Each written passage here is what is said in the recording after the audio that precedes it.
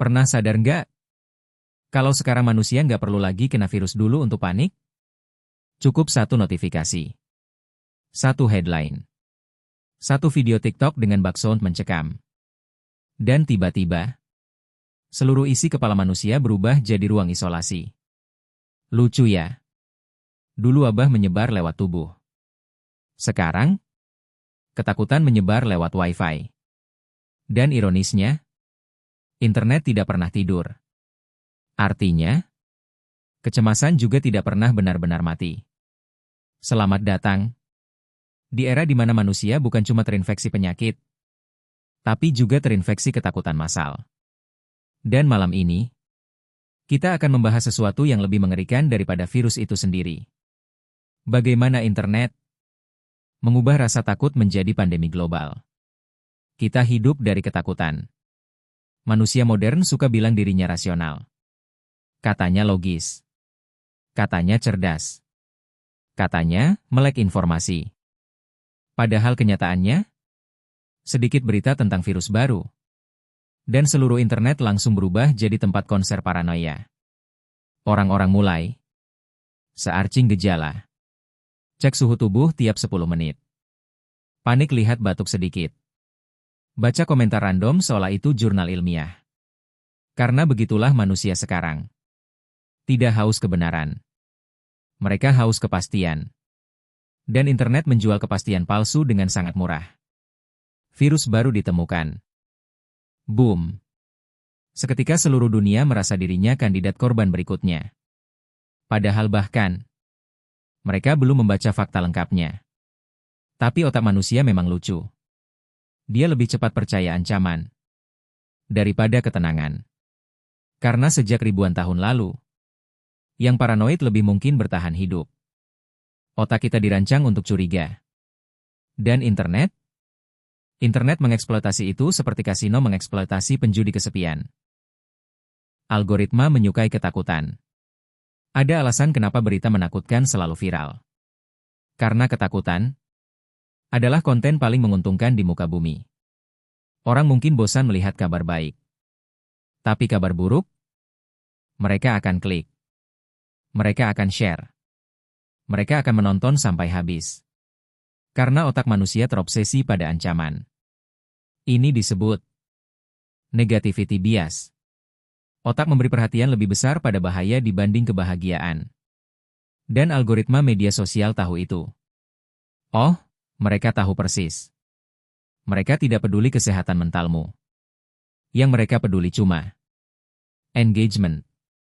Semakin kamu takut, semakin lama kamu menonton. Semakin lama kamu menonton, semakin banyak iklan masuk. Jadi jangan heran. Internet terus memberi makan kecemasanmu. Karena kecemasan menghasilkan uang. Sadis? Ya. Tapi begitulah sistem bekerja. Ketika ada outbreak, algoritma tidak bertanya, apakah ini baik untuk mental manusia? Algoritma hanya bertanya, apakah ini membuat orang terus scroll? Dan jawabannya, ya. Selalu ya. Doom scrolling, candu kecemasan. Kamu tahu hal paling aneh tentang manusia modern? Mereka stres karena berita. Tapi terus mencarinya. Itulah doom scrolling. Aktivitas absurd di mana manusia mengonsumsi ketakutan tanpa henti. Seolah otaknya berkata, mungkin berita berikutnya akan membuatku merasa lebih aman. Padahal tidak pernah. Karena semakin banyak informasi dikonsumsi, semakin besar rasa tidak aman. Satu video bilang virus mematikan. Video lain bilang media berbohong. Komentar lain bilang kiamat sudah dekat. Dan otak manusia tidak dirancang untuk menerima ribuan ancaman sekaligus setiap hari. Dulu manusia cuma takut hewan buas, perang, kelaparan. Sekarang, kita takut semuanya. Virus, ekonomi, AI, perubahan iklim, kesepian, kegagalan, masa depan. Dan semuanya masuk ke kepala kita. Sebelum sarapan, internet membuat panik menjadi hiburan. Yang paling mengerikan bukan virusnya, tapi bagaimana manusia menikmati kepanikan. Lihat saja timeline saat ada wabah. Ada yang genuinely takut. Tapi ada juga yang menikmati drama. Karena internet mengubah tragedi menjadi tontonan. Semua orang ingin jadi yang paling update, paling tahu, paling dulu menyebarkan berita. Walaupun belum tentu benar. Karena di internet, kecepatan lebih penting daripada akurasi. Dan rasa takut selalu lebih cepat menyebar dibanding fakta. Satu rumor bisa keliling dunia sebelum klarifikasinya selesai diketik. Dan manusia modern sudah terlalu lelah untuk membedakan mana fakta dan mana kepanikan. Akhirnya, semua terasa mengancam. Kita belum sembuh dari pandemi lama. Mungkin alasan kenapa manusia sekarang mudah panik. Karena secara mental, mereka belum benar-benar pulih. COVID-19 bukan cuma meninggalkan trauma fisik, tapi trauma psikologis global. Banyak orang sekarang hidup dalam mode siaga permanen. Batuk sedikit, panik. Lihat berita outbreak, cemas. Ada orang bersin di tempat umum, otak langsung memainkan soundtrack kiamat. Karena pandemi mengajari manusia satu hal. Hidup bisa berubah jadi mimpi buruk kapan saja. Dan sejak saat itu, rasa aman menjadi barang langka. Otak manusia tidak kuat hidup di era ini. Dulu, manusia hidup dalam kelompok kecil. Sekarang, satu manusia bisa menerima penderitaan seluruh dunia dalam satu hari.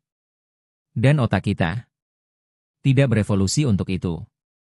Kita melihat perang, wabah, kematian, kepanikan, tragedi, terus-menerus, tanpa jeda, tanpa diam, tanpa ruang bernapas. Akhirnya manusia hidup dalam overstimulation permanen. Dan lucunya, kita menyebut itu tetap update. Padahal sebenarnya, kita sedang merusak sistem saraf sendiri. Kecemasan menjadi identitas. Yang lebih menyeramkan, banyak orang sekarang tidak tahu siapa dirinya tanpa kecemasan. Karena takut, sudah menjadi kebiasaan. Mereka bangun tidur dan langsung cek berita buruk. Mereka tidur sambil scrolling ancaman baru. Mereka hidup dalam ketegangan terus-menerus. Lalu bingung kenapa tidak bisa tenang. Tubuh manusia tidak dibuat untuk hidup dalam mode survival 24 jam. Tapi internet memaksa kita begitu. Dan semakin lama, manusia mulai kecanduan adrenalinnya sendiri. Kecemasan menjadi hiburan. Kepanikan menjadi rutinitas. Dan ketenangan terasa asing. Media sosial membesarkan ketakutan. Masalahnya bukan cuma berita, tapi juga manusia lain. Karena emosi itu menular. Kalau timeline penuh orang panik, otakmu ikut panik. Kalau semua orang terlihat takut, kamu merasa harus takut juga. Inilah kenapa internet bisa menciptakan collective anxiety. Ketakutan massal digital. Dan ironisnya, banyak orang bahkan tidak sadar mereka sedang terinfeksi.